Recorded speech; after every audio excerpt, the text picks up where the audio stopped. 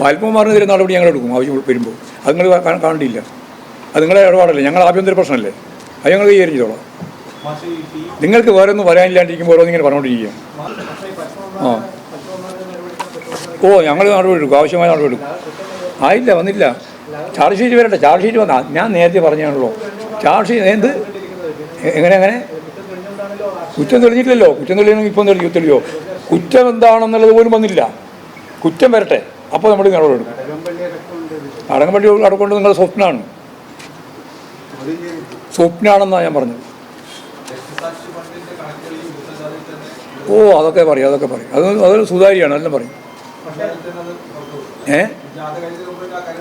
അതിന് സംശയം വേണ്ട. നിങ്ങൾക്ക് ആവശ്യമുണ്ടോ പെട്ടെന്ന്?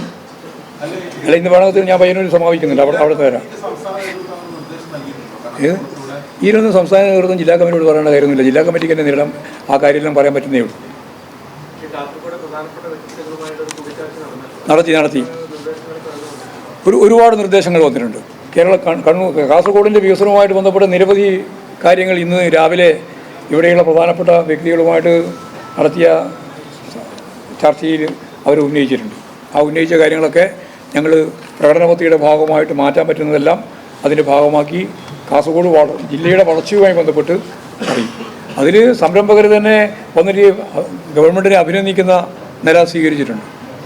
ഞങ്ങൾക്ക് വലിയ വിദ്യാഭ്യാസ മേഖലയിലുള്ള അധ്യാപകർ ഉൾപ്പെടെ വന്നു. അവരും പറഞ്ഞു ചരിത്രത്തിലില്ലാതെ വളർച്ചയാണ് വിദ്യാഭ്യാസ മേഖല ഉണ്ടായിട്ടുള്ളത്. കേരളത്തിൽ പൊതുവേ വ്യാവസായിക മേഖല ഉൾപ്പെടെ വമ്പിച്ച മുന്നേറ്റം സൃഷ്ടിച്ചിട്ടുണ്ട് കാസർഗോഡ് എന്നാണ് അവരെല്ലാം പറഞ്ഞത്. നല്ല രീതിയിലുള്ള ഒരു സമീപനമാണ് കണ്ടിട്ടുള്ളത്. ഇല്ല, സീറ്റ് വിഭജന ചർച്ച ഞങ്ങൾ ആരംഭിച്ചിട്ടില്ല.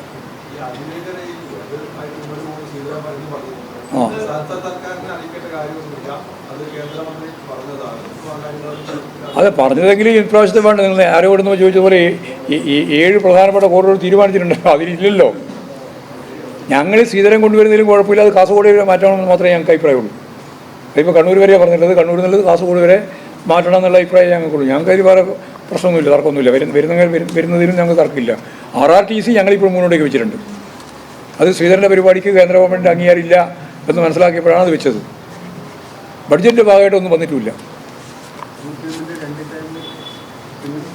അതൊക്കെ തീരുമാനിച്ചില്ല. തീരുമാനിക്കാണ്ട് എങ്ങനെ പറയാൻ പറ്റുക? ഞങ്ങൾ സ്ഥാനാർത്ഥി നിർണയം പറ്റിയേ ചർച്ച ചെയ്തിട്ടില്ല. അതെല്ലാം കഴിഞ്ഞിട്ട് ഞങ്ങൾക്ക് അതിന് വലിയ സമയമൊന്നും വേണ്ട. അവിടെ മേലെ പോയിട്ട് മുഖ്യമന്ത്രി ആരൊന്നും പറയേണ്ടതില്ല എന്ന് പറഞ്ഞല്ലോ രാഹുൽ ഗാന്ധി. മുണ്ടാൻ പാടില്ല.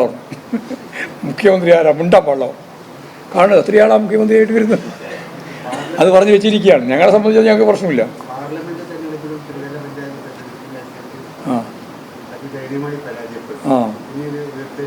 വമ്പിച്ച ഉയർന്നിടത്തിൽ വരും. വമ്പിച്ച മുന്നേറ്റമായിരിക്കും. ഞങ്ങൾക്ക് നമ്മളെ ഇന്നലത്തെ അനുഭവം തന്നെ അതല്ലേ. ഇന്നലെ മഞ്ചേശ്വരവും കാസർഗോഡെല്ലാം കണ്ട ജനകീയമായ ഒരു അഭൂതപൂർവ്വ മുന്നേറ്റമല്ലേ ഞങ്ങൾ കാണുന്നത്. ഇനിയിപ്പോൾ ഇന്നു മുതൽ കാണാൻ പോകുന്നതും അത് തന്നെയാണ്.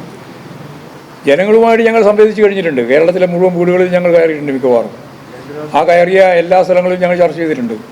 ചർച്ച ചെയ്തപ്പോൾ എല്ലാവരും ഗവൺമെൻറ് അനുകൂലമാണ്. ഗവൺമെൻറ് വിരുദ്ധ വികാരം കേരളത്തിലില്ല.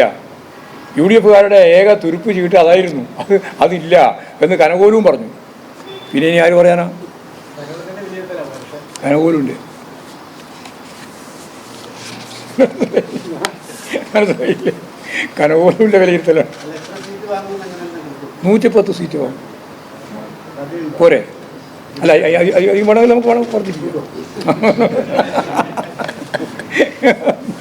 110 മതി എന്നാണ് നമ്മൾ കാണുന്നത്.